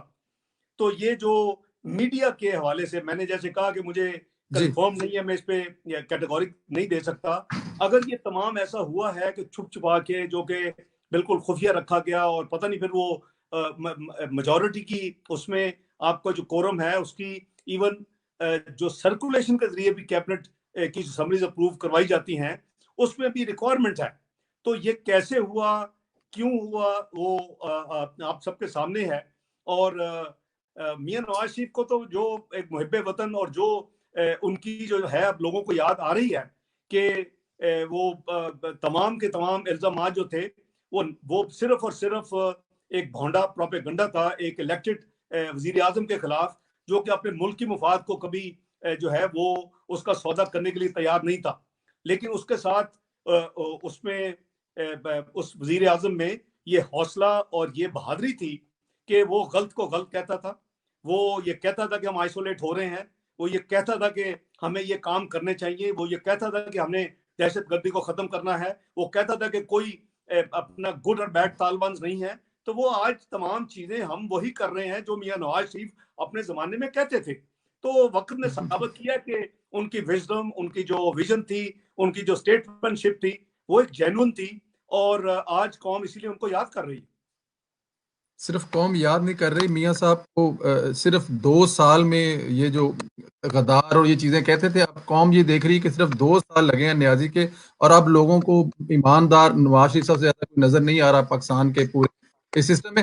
اچھا سر, سی پیک پر بات کرتے ہیں. سی پیک پر حکومت کہہ رہی ہے کہ آپ نے 7 سے 10% قرضے لیے, آپ اس پر کیا کہیں گے؟ حکومت کس حد تک درست کہہ رہی ہے, اور سی پیک پر جس طرح کام چل رہا ہے اس پر بھی ذرا روشنی ڈال دیں تھوڑی سی. دیکھیں سندیلا صاحب, اب تو حکومت نہیں کہہ رہی, یہ جب کنٹینر پہ چڑھتے تھے یہ اس وقت کہتے تھے, اور جی ایک نہیں ان کی درجنوں سٹیٹمنٹس تھیں کہ جی یہ سی پیک جو ہے وہ سرمایہ کاری نہیں ہے, یہ تو قرضے ہیں, یہ 7% ہے, کبھی 8% کہتے تھے. اور وہ بڑی بدقسمتی سے ہمارے کئی ادارے اور کئی جو ذمہ دار ہمارے سیٹ اپ میں لوگ ہوتے ہیں جن کو تو کم سے کم علم ہونا چاہیے, وہ بھی اس غلط فہمی کا شکار ہو چکے تھے ان کی تقریروں اور ان کے ہینڈسم کی اس میں انفلوئنس میں آ کے. تو اللہ تعالیٰ کا ہر کام جو ہے وہ ہم اس وقت بھی ایکسپلین کرتے تھے, بھائی یہ 46 بلین میں سے 34 بلین پرائیویٹ سیکٹر نے لینے ہیں اور اسی نے واپس کرنے ہیں, ہمارا اس سے کوئی لینا دینا نہیں ہے. جو 12 بلین باقی ہے اس میں 6 بلین ریلوے کے ہیں, 1 پیسہ خرچ نہیں ہوا ML1 کے لیے تھا, جو ابھی انہوں نے دوبارہ 7.2 بلین کا پلان کر رہے ہیں ML1 ریلوے کے جو ٹریک ہے چائنا بارڈر تک, اور وہ بھی استعمال نہیں ہوا. باقی رہ جاتا ہے 6 billion, 34 billion plus 6 billion 3 billion Sukkur Multan جو موٹر وے کا پورا میاں نواز شریف نے لاہور سے کراچی موٹر وے بنایا تھا, وہ انڈر ٹریفک ہے, وہ BOT میں نہیں بن سکتا تھا, تو اس کے لیے حکومت کو ہی بنانا تھا. اس کے لیے قریباً 3 بلین سے ذرا کم 2.98 بلین جہاں تک مجھے یاد ہے ڈالر. اور گوادر گوادر پورٹ, گوادر ایئرپورٹ, گوادر کے جتنی جو اپنا فیسلٹیز تھیں اس کی ڈیولپمنٹ کے لیے 3 بلین تھے, یہ سارے تھے. اب جو اس کی کاسٹ ہے اس میں کچھ, بلکہ ایک ہاسپٹل بھی تھا, تو وہ تو بالکل ہی وہ ایک قسم کا انہوں نے گرانٹ دی تھی چائنیز نے, تھوڑا اماؤنٹ بہت چھوٹا تھا, لاکھوں ڈالر میں تھا, کوئی ملینز ڈالرز میں نہیں تھا. لیکن اس کی کاسٹ جو ہے وہ خود اب یہ مان چکے ہیں کہ جی 2% کے قریب ہے. وہ کب مانے ہیں کہ جب حکومت آ گئی, جب IMF کے بعد پہنچ گئے, جب چونکہ دنیا میں یہ پھیلایا ہوا تھا, پاکستان کو بہت نقصان پہنچا. چائنا کے ساتھ وہ سوچتے ہوں گے کہ یہ کیسا ملک ہے کہ ہم تو ان کو 2-3% کے دے رہے ہیں کاسٹ پہ, اور یہ اور سرمایہ کاری کر رہے ہیں, اور یہ کہہ رہے ہیں یہ قرضے, اور یہ 7% ان کی ایک مین پولیٹیکل پارٹی کہہ رہی ہے. جب انہوں نے IMF کے پاس گئے تو IMF نے پوچھا کہ ہیلو مسٹر اسد عمر, آپ کے وہ بیانات تھے, تو ذرا بتائیں کہ کتنی وہ قرضے ہیں نا, اور ساتھ یہ کاسٹ 7-8% ہے نا. پھر ان کو پبلکلی کہنا پڑا, ان کو تو اندرون خانہ انہوں نے پھر ایکسپلین کیا, پبلکلی کہنا پڑا کہ نہیں جناب یہ تو سرمایہ کاری ہے, یہ تو گورنمنٹ جو ہے وفاقی حکومت نے تو صرف 6 بلین لیے ہیں اور 6 بلین استعمال ہی نہیں کیے ابھی تک ریلوے والے, تو اس کا کاسٹ بھی جو ہے وہ 2 سے 3% کے درمیان ہے. پھر ان کو یہ کہنا پڑا, مجبوری کے تحت کہنا پڑا, لیکن پھر بھی ہمت نہیں ہوئی کہ قوم سے اور مسلم لیگ نون سے نواز شریف صاحب سے معافی مانگ لیں. یہ اتنے بڑے جھوٹ بولے ہیں انہوں نے کہ یہ ہر چیز پہ اللہ تعالیٰ نے ان کو ایکسپوز کیا اور بڑی جلدی ایکسپوز کر دیا. تو یہ جھوٹ کا پلندہ تھا. میں ویسے اندرون خانہ جن کو یہ سمجھ نہیں آتی تھی, وہ میں سپٹمبر 2017 میں ان کو میں نے سمجھا دیا تھا کہ آپ کے سوچ میں غلط ڈال دی گئی ہے, یہ سرمایہ کاری ہے, یہ قرضے نہیں ہیں. اور اس میں سے ایک چھوٹا پورشن قرضوں کا ہے اور اس کی کاسٹ 2 سے 3% ہے. جو ریلیونٹ لوگ ہیں سب کو پتا چل چکا تھا 17 سپٹمبر میں کہ یہ ملیشیس اینڈ میلا فائڈی پروپیگنڈا تھا جو کہ ہمارے دو ملکوں کے درمیان اس طرح کی نہیں ہونی چاہیے سیاست. آج آپ دیکھیں کہ اگر سی پیک اس سپیڈ سے چلتا اور سی پیک اس طرح اس پہ عمل درآمد ہوتا اور اس کے اوپر سی پیک کی روٹ کے اوپر ہم ایکسپورٹ پروسیسنگ زون بناتے جو پلان تھا, اور جو چائنا سے انڈسٹری اپ روٹ ہو رہی تھی جو کہ یا نیپال جا سکتی تھی یا بنگلہ دیش جا سکتی یا پاکستان آ سکتی تھی, پاکستان آتی تو آج ہمیں کتنا فائدہ ہوتا. لیکن وہ اس ملیشیس پروپیگنڈا, وہ 1 سال کی ڈیلے دھرنے کی وجہ سے صدر چائنیز کا نہ آنا اور پھر وہ ڈیلے سے سب کچھ شروع ہونا, وہ ایک بہت بڑی قیمت قوم نے ادا کی ہے. اور آپ اب دیکھیں کہ چائنا نے, ہمارے مسلمان ملک کا خوشی ہے کہ ایران کے ساتھ $400 ارب کی اب سرمایہ کاری کر رہا ہے چائنا, کیونکہ وہاں اس طرح کی پولیٹیکل نان سینس نہیں ہوتی. وہاں کوئی ایسی نان سینس کرتا ہے تو وہ پھر رہتا نہیں ہے سیاست میں, اس کو جانا پڑتا ہے سیاست سے پرماننٹلی. تو یہ ہماری جو اس کا حساب ہونا چاہیے سندھیلا صاحب, یہ جو کچھ ہوا ہے اس کے ان نقصانات کا حساب ہونا چاہیے, اور اس میں ٹروتھ اینڈ ریکنسیلیشن کمیشن بننا چاہیے, اور قوم کو اور آئندہ جنریشن کو یہ پتہ چلنا چاہیے کہ کس نے اس ملک کے ساتھ کتنی بربادی کی ہے اور کتنا اس کا حصہ ہے اس میں. یہ تمام جو ہے چیزیں آنی چاہیے. میں اس میں حاضر ہوں گا ٹروتھ اینڈ ریکنسیلیشن کمیشن میں, سب کے نام بتاؤں گا کس نے اس ملک کو اتنے بڑے نقصانات, ہزاروں خربوں کے نقصانات پہنچائے ہیں, کون ذمہ دار ہیں. کم سے کم تاریخ تو لکھ دیں. آپ ان کو اگر پھانسی نہیں لگانا تو تاریخ لکھیں, اور تاریخ لکھنی چاہیے کہ کون ذمہ دار ہے ان ساری چیزوں کے. ڈاکٹر صاحب مجھے ذرا میرے سننے والوں کے لیے میرے نالج میں ذرا اضافہ فرما دیجیے. آپ نے کہا کہ چائنا ایران میں 400 ارب کی سرمایہ کاری کر رہا ہے. جی ان کا ریسنٹ معاہدہ ہوا ہے, بلکہ جی 298 ارب ڈالر کا تو ایرانی حکومت نے اپنی پریس ریلیز دی ہے کہ وہ پیٹرو کیمیکل کے حوالے سے وہ کر رہے ہیں. وہ ایک بہت بڑا پیکیج ہے, یہ پاکستان کو مل سکتا تھا. جی ہم نے سیاست کر کے چائنا کو ناراض کیا ہے. ہماری ان تقاریر جو کنٹینر پہ چڑھ کے ہوتی تھیں, اور جو ایک لابی جو تھی, اس نے ساری دنیا کے اینٹنا ریز کر دی کہ پتہ نہیں کیا ہونے جا رہا ہے چائنا اور پاکستان کے درمیان, اور اس کی وجہ سے پوری ہم نے آدھی دنیا کو اپنے خلاف ان کی جو ہے وہ ہیٹرڈ کریٹ کر دی.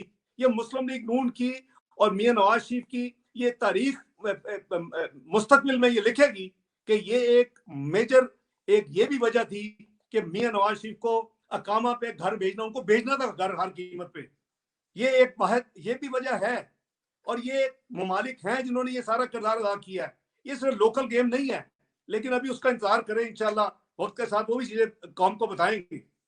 جی جی جی جی جی جی ڈاکٹر صاحب پچھلی جمعرات کو اینٹی ٹیررزم ایکٹ 97 میں کچھ تبدیلیوں کے لیے قرارداد پیش کی گئی ہے, اس کے بارے میں کچھ بتائیں گے؟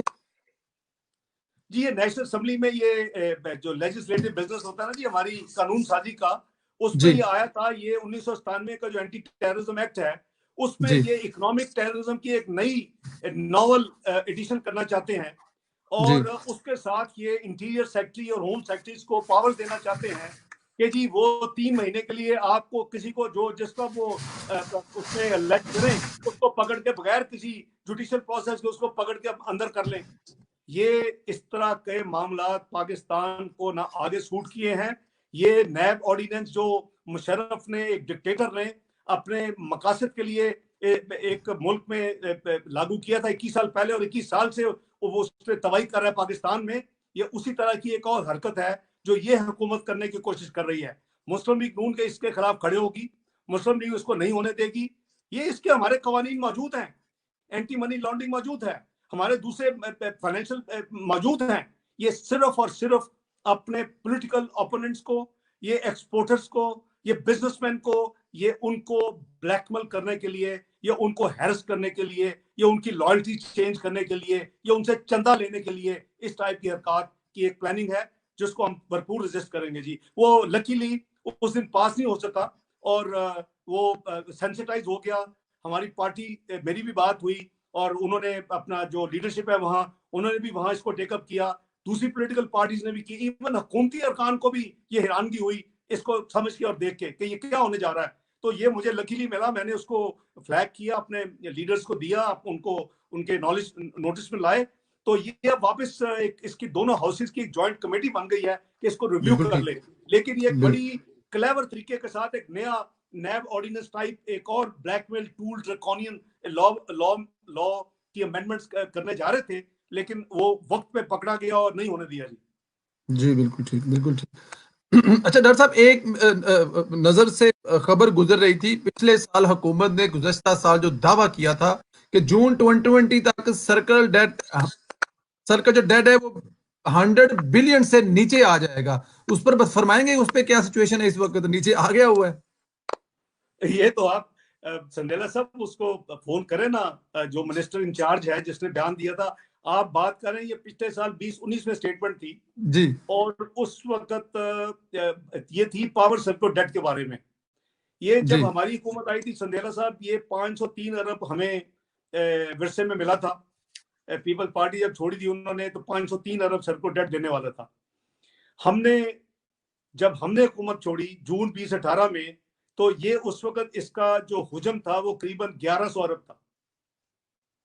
اور اس پہ پی ٹی آئی نے شروع کر دیا اپنا, حکومت ان کی آ گئی, تو انہوں نے یہ ریکارڈ پہ ہے, یہ یعنی کوئی آپ یا میں نہیں کہہ رہے, یہ تو ان کا بیان ریکارڈ پہ ہے کہ انہوں نے کہا تھا کہ ہم جون 2020 تک, جو کہ گزر گیا 30 جون 2020 تک, ہم اس کو 100 ارب پہ لے آئیں گے. تو اب آپ ان سے پوچھیں کتنے پہ ہے یہ آج کل, کہ مجھ سے پوچھنا ہے. سر بتا دیں تو مہربانی ہے, سننے والے انتظار کر رہے ہیں کہ 2200 ارب کے قریب, 2200 ارب. جی, 100 نہیں. وہ بس منسٹر ایسی چھکے مارتے ہیں. وہ کبھی کہا کرتے تھے کہ ڈاکٹر صاحب نہیں محنت کرنے دل کرتے ہیں, میں اپنا کندھے تے چوک کے میں ٹی وی اسٹیشن لے کے جایا کرا. وہ اس طرح کے منسٹرز ہیں. وہ ہر الیکشن سمبل پہ انہوں نے الیکشن لڑا ہوا ہے آج تک, جتنے الیکشن ہوئے ہیں پاکستان میں پچھلے چند. تو میں کیا کروں, دعائی کر سکتا ہوں اپنے دوست کے لیے. ایک اچھا ٹائم گزرا ہوا ہے 20-13. اب ہم ان کو کچھ کہہ بھی نہیں سکتے کیونکہ کہہ رہے ہیں کہ وہ آپ کے دوست ہیں. اچھا سر, وہ الیکٹیبلز ہیں, وہ کسی نے کہا نا کہ جی وہ گوگلز میں یا اس ڈکشنری میں وہ اس کی لوٹے کی انگلش نہیں مل رہی تھی, تو لوٹے کی انگلش اب الیکٹیبلز ہے. بالکل ٹھیک, بالکل ٹھیک. اچھا ایک چیز اور فرمائیے, آپ کی حکومت نے 1984 کے بعد کمپنی لا کو 2017 میں جب تبدیل کیا تھا, اس میں کچھ اچانک تبدیلی کی خبریں یا کچھ چیزیں آ رہی ہیں یا کوشش کی گئی یا کی گئی, اس کے بارے میں کچھ فرمائیں گے آپ؟ سندیلا صاحب, ہم نے پاکستان کی تاریخ میں جو غالباً سب سے بڑی لیجسلیشن ہوئی ہے نا, قانون سازی, وہ کمپنی لا کی ہے. 1984 کا قانون ہم نے تبدیل کیا تھا, اور بے پناہ اس میں اسٹیک ہولڈرز, اس میں لائرز, اس میں پروفیشنلز, اس میں دونوں پارلیمنٹ نیشنل اسمبلی کی اسٹینڈنگ کمیٹیز, بہت کام ہوا تھا. وہ چونکہ میری ڈومین تھی, تو یہ ہم نے 2017 میں پاکستان میں دنیا کی, چونکہ ہم تو دیکھ رہے تھے پاکستان کو G20 میں لے کے جانا ہے, پاکستان کی سٹاک مارکیٹ کو بہترین بنانا ہے. پاکستان کی سٹاک مارکیٹ الحمدللہ ساؤتھ ایشیا بہترین بنی. تینوں سٹاک مارکیٹ جو مرج کئی سالوں سے نہیں ہوتی, اس کو مرج کروایا پہلے. ہر ایک اپنے اپنے conflict of interest, vested interest ہوتے ہیں. تو وہ ہم نے قانون, اس میں ہم نے بڑی سب چیزیں ڈالی تھی. پاناما 2016 میں ہو چکا تھا, چونکہ میں اس کو ہیڈ کر رہا تھا سارے کام کو, تو اس میں ہم نے ڈالا کہ جی آف شور کمپنی میں جو بھی ڈائریکٹر شیئر ہولڈرز ہوں گے, ان کو جو انٹرسٹ ہوں گے, اس کو ڈسکلوز کرنا پڑے گا پاکستان میں. جو security exchange corporation of Pakistan ہے, اتھارٹی ہماری. پھر اس میں تھا کہ نیب میں جو لوگ پلی بارگن اس طرح کی پرابلمز ہوگی وہ ڈائریکٹر نہیں بن سکتے. جو انکلیم ڈیویڈنڈز ہے قریباً 15 بلین, وہ جیسے بینکوں کے انکلیم جو ہوتے ہیں وہ ایکس نمبر آف ایئرس کے بعد اسٹیٹ بینک میں چلے جاتے ہیں خاص اکاؤنٹ میں, تاکہ وہ پبلک یعنی ہو جائے, امانت بن جائے اور پبلک کی پراپرٹی بن جائے.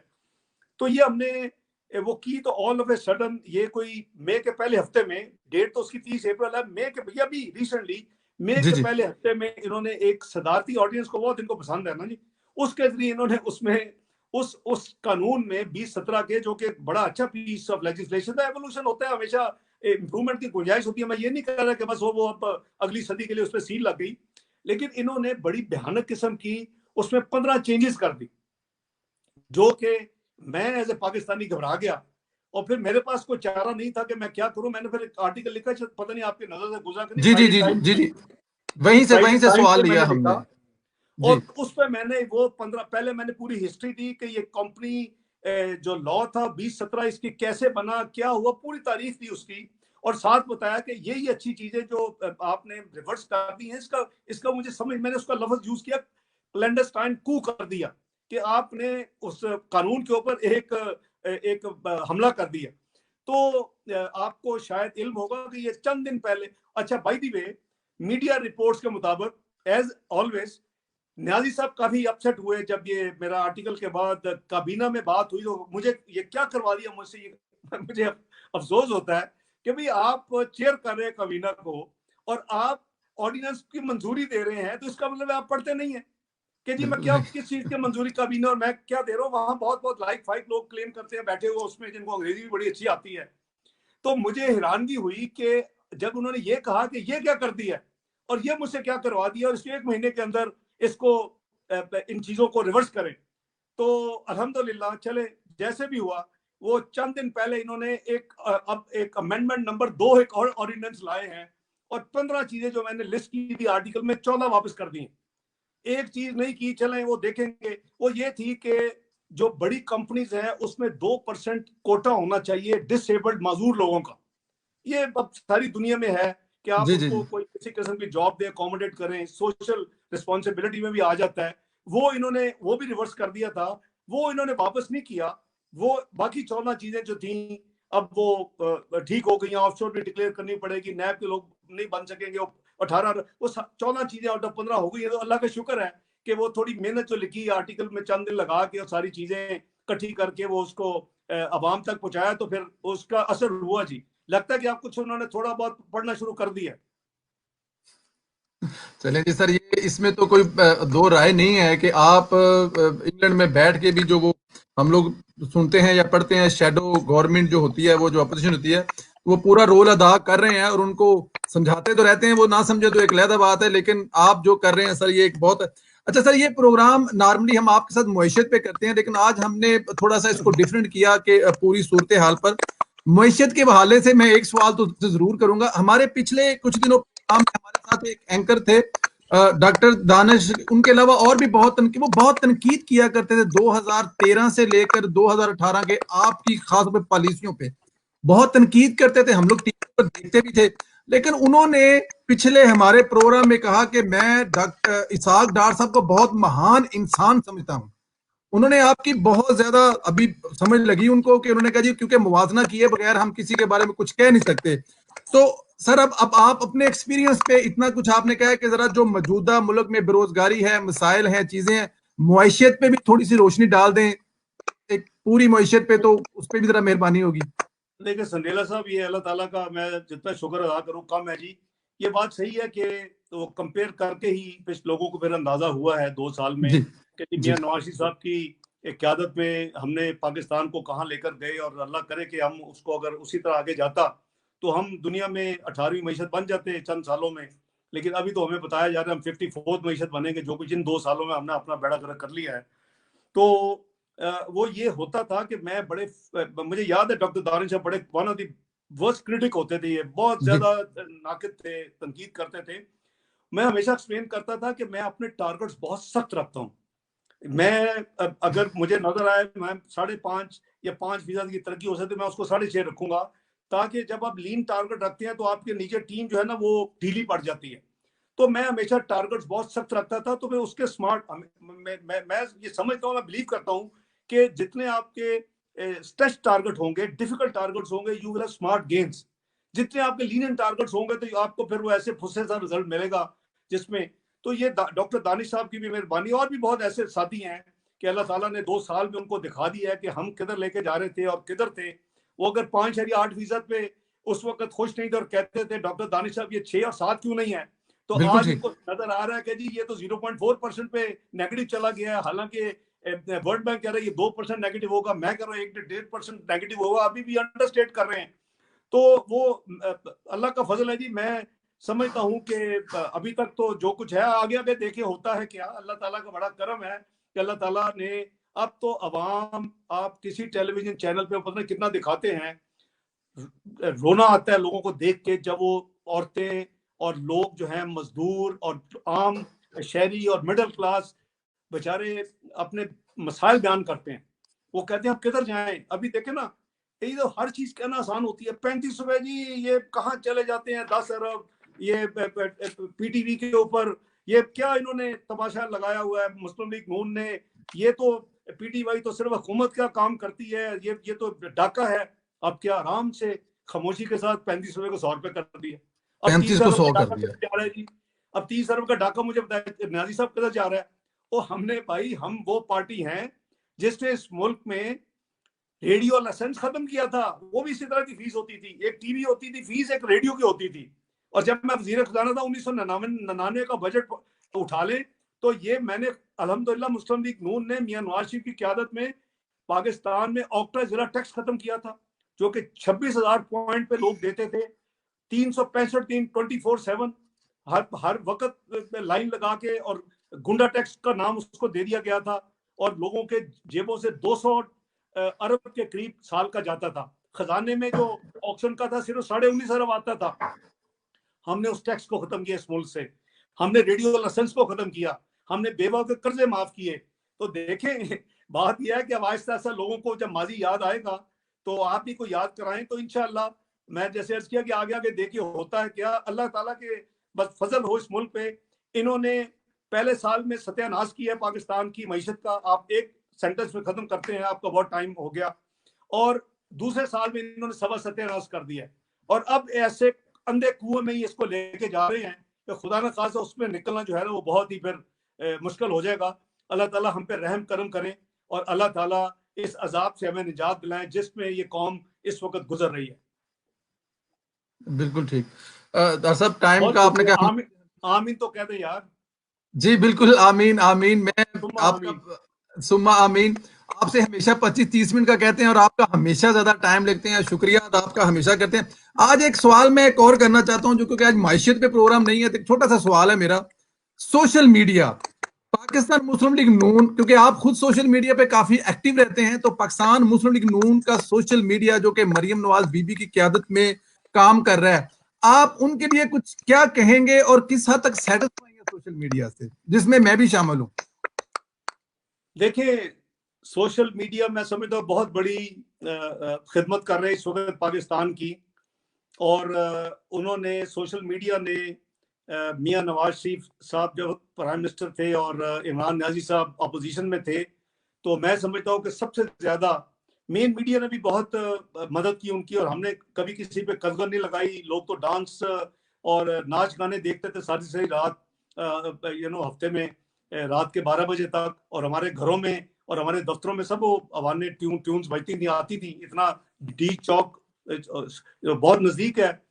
تو وہ جو سوشل میڈیا نے کردار ادا کیا, اب جو ہے وہ اس کو قابو کرنے کی کوشش کی جا رہی ہے. یعنی وہ سوشل میڈیا, مین میڈیا تو آپ کے سامنے ہے. جی کوئی جو بولتا ہے ذرا بھی حق سچ کی آواز, تو اس اینکر کو اور اس سینئر آفیسرز کو نکلوایا جاتا ہے باقاعدہ کیا کہ یا ہم آپ کے بند کر دیں گے ایڈز, یا آپ یہ بند کر رہی ہیں, یا فلاں بندے کو نکالیں. بندے نکالیں, آپ کو پتا ہے مجھے جی جی نام جی نکالنے کی ضرورت نہیں ہے, سب کو پتا. جی جی جی. اب مین میڈیا کو تو یہ سمجھتے ہیں ہم نے پورا کنٹرول کر لیا, گیپ کر لیا. ابھی بھی کچھ ہیں جن کو اللہ تعالیٰ نے ہمت دی ہوئی ہے, اور وہ اپنے پاکستان میں چھوٹا موٹا کو ہماری چیز دکھاتے ہیں, یا کم از کم باہر اپنے جو اگر ان کے ہیں کاؤنٹر پارٹس اور دوسرے چینل, تو وہ ہمارا میسج کیری کرتے ہیں. تو میں بیسیکلی سوشل میڈیا میں ایکٹیو بندہ نہیں تھا. اور مجھے جب میں جیسے اب شیشہ دکھاتا ہوں, اور میں اسی طرح جب شروع میں یہ جھوٹ بولتے تھے ہر چیز کے اوپر, تو میں حقائق بیان کرتا تھا. ایک دیکھیں آپ کا کام ہے حکومت میں کہ اپوزیشن آپ پہ تنقید کرتی ہے, آپ اس کا جواب دیتے ہیں. ہم یہ کرتے رہے ہیں, لیکن یہاں الٹا کام ہے کہ الزام تراشی یہ کرتے ہیں اور یہ جواب سننے کے لیے تیار نہیں ہے. تو انہوں نے, مجھے یاد ہے کہ مجھے کوئی 7ویں پروگرام پہ ایک چینل میں ہو رہا تھا, تو انہوں نے 7ویں منٹ میں مجھے ایک دم آف ایئر کیا, اور پھر مجھے فون آیا ان کا کہ جی ہمیں تو یہ فون آیا کہ اگر آپ ابھی بند نہیں کریں گے تو آپ کو ہمارا لائسنس کینسل کرنے کی ہم آپ کو لیٹر بھجوا رہے ہیں بائی فیکس ابھی. تو انہوں نے, میں نے کہا چلیں آپ کی مرضی ہے. تو وہ کریڈٹ تو عمران نیازی صاحب کو جاتا ہے کہ انہوں نے پیمرا کے ذریعے انٹالرنس جو ان کی تھی میرے حوالے سے، اور ابھی بھی مجھے یہ پتہ چلتا ہے کہ سب سے زیادہ تکلیف میری ہے جو میں بات چیت کرتا ہوں، کیونکہ میں حقائق نمبرز کے ساتھ بات کرتا ہوں، گورنمنٹ کے آفیشیل فگر دیتا ہوں، تو وہ پھر میں نے سوشل میڈیا کا سہارا لیا. تو میں سوشل میڈیا کے جتنے ساتھی ہیں ان کا مشکور ہوں، مسلم لیگ نون کا بھی، دوسری پارٹیز کا بھی، سب کا. دیکھیں ہمیں ایک چیز ملحوظ خاطر رکھنی چاہیے کہ ہم بیسیکلی ایک مسلمان ہیں. ہمارا ایک بنیادی جو ٹریننگ ہے اور جو ہمارا عقیدہ ہمیں بتاتا ہے وہ یہ ہے کہ اخلاقیات کو ہم نے نہیں چھوڑنا. ہم نے انسانیت اور اخلاقیات کو، یہ میں نہیں کہہ رہا، یہ ذرا 30 جون سے پہلے جو عمران نیازی صاحب کی تقریر ہے نیشنل اسمبلی کے، وہ سن لیں. وہ کیا کہہ رہے ہیں؟ وہ کہہ رہے ہیں کہ جس قوم کی ویژن نہیں ہوتی وہ قوم کہیں نہیں جا سکتی، اور انفارچونیٹلی ہماری جو اس وقت قوم کی لیڈرشپ ہے اس کی ویژن ہے ہی نہیں. وہ اپنے بارے میں ذرا سوچیں. پھر اگلی بات کیا کرتے ہیں کہ انسانیت وہ ہونا ضروری ہے، یہاں انسانیت ہے ہی نہیں، اخلاقیات کو انہوں نے دھجیاں اڑا دی ہیں. تو یہ اچھی بات نہیں ہے. مجھے افسوس ہے کہ جو ہماری آنے والی نسل ہے، ہماری آنے والے جوان قیادت ہے جس نے اس ملک کو سنبھالنا ہے، اس کا اخلاقیات کا جو ہم نے اس کا جنازہ نکال دیا، اور اس میں سب سے زیادہ ذمہ دار جو ہے وہ عمران نیازی صاحب اور ان کی جماعت ہے، کیونکہ یہ کسی کو ٹالریٹ نہیں کرتے. آپ بڑے بڑے ان کے جو بہت بڑے سپورٹرز تھے، ذرا ایک بات وہ سچ کر دیں نیچے ان کو گالی نکالنی شروع کر دیتے ہیں. تو یہ کلچر بند ہونا چاہیے. تو میں آپ کی اطلاع کے لیے، محلے آپ کو شاید پتہ چل چکا ہو، حکومت پورے پر توڑ رہی ہے کہ کسی طریقے سے آپ پاکستان میں ٹوٹل جو ہے نا سوشل میڈیا اس کو قابو کریں. اور اس کی جو اسپیشل اسسٹنٹ ہے ان کی کینیڈین نیشنلٹی ہے اور سنگاپور کی ریزیڈنسی ہے. تو کینیڈا سے ایک فرم ہائر ہو چکی ہے جس سے یہ ٹیکنیکل ہیلپ لی جا رہی ہے کہ پاکستان میں جتنی سوشل میڈیا اور انٹرنیٹ کی ٹریفک ہے اس کو کیسے مانیٹر کیا جائے، کیسے کنٹرول کیا جائے، کیسے ہیک کیا جائے. تو اللہ خیر کرے. اچھی خبریں نہیں ہیں. بہرحال آپ اچھا کام کریں، اور جو بھی جو اپنی مسلم لیگ نون کی ٹیم کو لیے میں خاص پیغام یہ دوں گا کہ کسی بھی حالت میں وہ اپنے اخلاق کو نہ ہاتھ سے چھوڑیں، وہ عزت احترام میں رہیں، وہ حق کی بات کریں، وہ حقائق کہیں، وہ آرگومنٹ دیں، لیکن عزت احترام کے ساتھ، بڑوں کی عزت اور جو چھوٹے سے ان سے شفقت. لیکن جو ہے نا گالی گلوچ وہ ہمارا نہیں ہونا چاہیے. میری اپنے ساتھیوں کے لیے یہی ان کو یہ ایک ہدایت ہے، انسٹرکشن سمجھ لیں، میں ان کا ایلڈر ہوں مسلم لیگ نون کے حوالے سے. اور میری دوسرا جتنا سوشل میڈیا ہے اس سے گزارش ہے کہ پلیز یہ کلچر بند کر دیں. یہ کلچر جو ہے یہ ہماری قوم کے لیے، ہمارے ملک کے لیے، ہمارے نسلوں کے لیے اچھا نہیں ہے. یہ ختم ہونا چاہیے. عزت احترام کے رہ کے آپ بات کریں، آپ بالکل آپ کا حق ہے. آپ کسی کو کوئی ایگزمپشن نہیں ہے کہ کسی کی چیز غلط ہے تو اس کو اس سے کور اپ دے، نو، لیکن احترام اور عزت اور اخلاق کے دائرے کے اندر رہ کر. بالکل ٹھیک، بالکل. سابق وزیر خزانہ اسحاق ڈار صاحب، آپ کا بہت کے لیے انشاءاللہ تعالیٰ آگے بھی آپ سے انشاءاللہ تعالیٰ ہم لوگ رہنمائی لیتے رہیں گے. بہت شکریہ سر. بہت شکریہ جی. Thank you. آپ نے دیکھا جی ہمارے ساتھ سابق وزیر خزانہ اسحاق ڈار صاحب تھے. انہوں نے کتنی تفصیل سے بتایا. آج ہم نے ان سے پروگرام جو ہے وہ معیشت پہ نہیں کیا تھا، موجودہ صورتحال پہ کیا تھا. یہ جو دوہری نیشنلٹی والے کچھ 14 15 18 بندے ہیں، ہم لوگ خود بھی مطلب اسی میں آتے ہیں، لیکن کیونکہ اس پہ تنقید بہت زیادہ کی جاتی ہے، اس کے حوالے سے پھر ہم لوگ کسی ٹائم انشاءاللہ تعالیٰ میں کچھ ٹویٹس دیکھ رہا تھا، ان کو لیں گے ہم لوگ انشاءاللہ تعالیٰ کسی ٹائم پروگرام میں، تو ان سے کچھ اس بارے میں بھی رہنمائی لیں گے انشاءاللہ تعالیٰ جلد.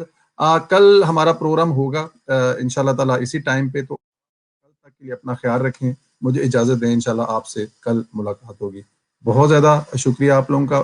میں بلکہ ہمیشہ کی طرح آپ لوگوں کا شکریہ ادا کرتا جاؤں. آپ لوگ جتنے پیار سے، محبت سے پروگرام دیکھتے ہیں. ڈار صاحب نے اینڈ میں جو بات کی ہے نا وہ بہت بڑی بات ہے. میں بھی اکثر کہا کرتا ہوں کہ ہمارے اس پیج پہ بھی کچھ لوگ ایسے ہوتے ہیں، کبھی کبھی میں دیکھتا ہوں کہ وہ غلط ملت قسم کے ہو جاتے ہیں. تو میری ریکویسٹ جو ہے نا وہ اپنے نون لیگ والوں سے ہے، کیونکہ ہمارا ان پہ چلتا ہے. ہم ان کے لیے، جیسے ڈار صاحب نے کہا کہ وہ نون لیگ کے لیے ہیں، تو وہ دوسروں سے تو عرض ہے، لیکن اپنے جو میرے ہیں دوست ہیں، بھائیوں سے میں جس طرح بھی کہہ لوں، جو بھی میرے لفاظ لے لیں، آپ لوگ اگنور کیا کریں. اگر کوئی دوست دوسری کسی پارٹی سے جن کو ڈار صاحب کی یا پرویز سندھیلا کی شکل پسند نہیں ہے تو وہ اگر کچھ ایسی کرتے ہیں تو ان کو اگنور کر دیں. آپ کا اگنور کرنا ان کے لیے بہت ہو جائے گا. صرف اگنور کر دیں, وہ خود بخود ہی 2-4 لفظ لکھیں گے, واپس چلیں گے. جب آپ ان کو کاؤنٹر کریں گے تو وہ پھر غلط ملط ہو جائے گا. تو کوئی بھی دوست دوسری پارٹی سے تعلق رکھتا ہو, ان کو ہمارے خیالات, ہمارے جذبات یا ہماری چیزیں کہیں پسند نہ آئے تو آپ ان کو اگنور کر دیا کہ یہ میری ریکویسٹ ہے آپ لوگوں سے. آپ میرے چھوٹے بھائی بھی ہیں بہت زیادہ اس میں جو دیکھتے ہیں, اور بہت زیادہ بڑے بھائی بھی ہیں, تو تمام چھوٹے اور بڑے بھائیوں سے یہی عرض ہے کہ جب ایسا کچھ ہو تو آپ اس کو اگنور کر دیا کریں. کل انشاءاللہ تعالیٰ آپ سے ملاقات ہوگی. کل 2 نوجوان چیئرمین ضلع کونسلز ہمارے ساتھ ہوں گے. میں چاہتا ہوں کہ ہم لوگ بلدیاتی نظام پہ بھی کچھ چیزیں کریں کہ بلدیاتی نظام کو کیوں گرایا گیا اور بلدیاتی نظام پہ یہ چیزیں کیسے چل رہی تھی, کیا اس کے نقصانات تھے, کیا اس کے فائدے تھے. تو اس کے لیے کل 2 نوجوان آنے والے دور کے جو لیڈر ہیں وہ ہمارے ساتھ ہوں گے انشاءاللہ تعالیٰ. کل آپ سے 10 بجے ملاقات ہوگی. اپنا بہت زیادہ خیال رکھیں. مجھے اجازت دیں. خدا حافظ. آپ کا بھی مشکور ہوں جی. سندھیلا صاحب. خاص پر مریم نواز صاحبہ کی جو آواز ہے, مریم نواز جو ہیں وہ پاکستان کا مستقبل ہے. عمران خان صاحب ایک بہت گندا کھیل کھیل رہے ہیں.